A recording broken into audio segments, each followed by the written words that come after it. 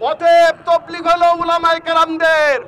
আমরা তোমাদেরকে কিছু সময়ের জন্য সুযোগ দিয়েছিলাম, সেই সুযোগের সদ্ব্যবহার করে তোমরা আমাদের উপরে আক্রমণ করেছো।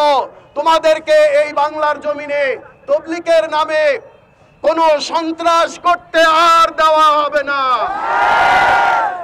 সংগ্রামী তৌহিদি জনতা, আপনারা জানেন এই ছাত্রপন্থীদের তাদের সম্পর্ক হলো মুসাদের সঙ্গে, তাদের সম্পর্ক হলো ভারতের রর সঙ্গে। আপনারা ফেসবুকে দেখেছেন এই ছাত্রপন্থীদের কিছু নেতা তারা তাদের সঙ্গে যোগাযোগ করে পরামর্শ করে তারা রাত্রের গভীরে আমাদের উলামায়ে কেরামদের উপরে তারা আক্রমণ করেছে, আমাদেরকে শহীদ করেছে। কথা ঠিক কিনা?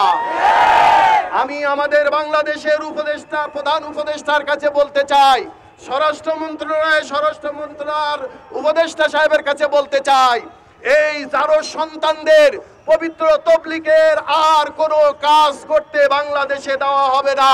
এটা আমরা আপনার কাছে দাবি রাখলাম।